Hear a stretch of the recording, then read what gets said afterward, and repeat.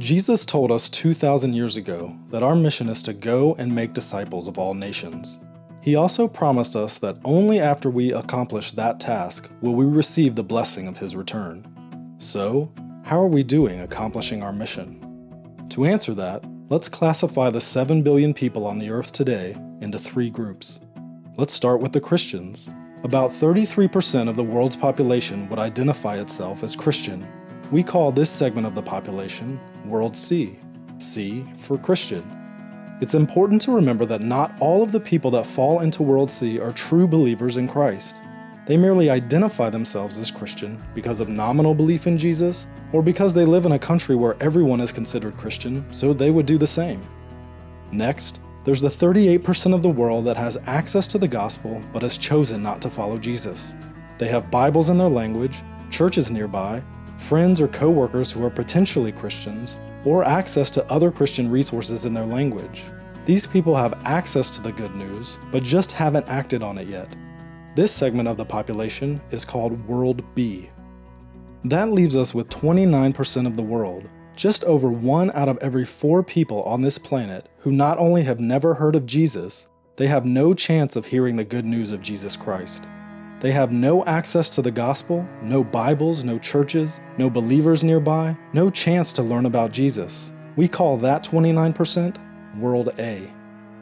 Now on to missionaries. Only 1 out of every 1,800 Christians in World C decides to serve as a cross-cultural missionary. So, we can pull 400,000 missionaries out of that World C population. That's our total cross-cultural missionary force worldwide. Did you know that 72% of all our missionaries are going to World C? That's right, the vast majority of the missionaries being sent out are going to the people of the world that have Bibles and established churches. 25% of the missionaries are sent to World B, where there is already some access to the church and to the Bible. That leaves only 3% of the total missionary force to handle all of World A, the section of the population without any chance of hearing about Jesus. 29% of the world has no way to hear the gospel, but we're sending only a tiny portion of our Christian workers to them. What about finances?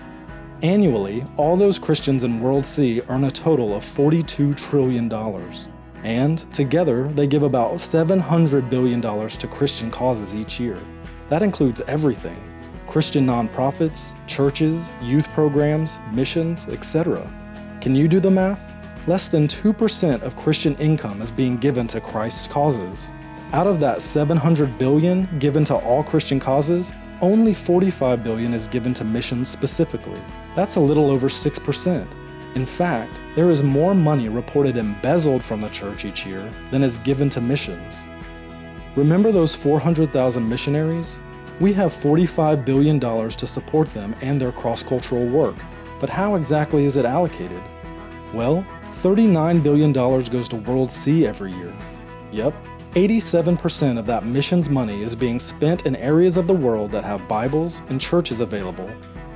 $5.4 billion, or 12%, goes to World B each year, those that have access to the gospel message but have rejected it.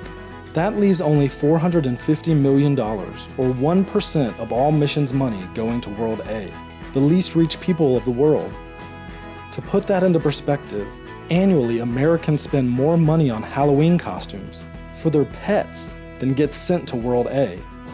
To summarize, only 3% of our missionary force, armed with only 1% of missions giving, is going out to reach the 2 billion people who don't have access to the gospel.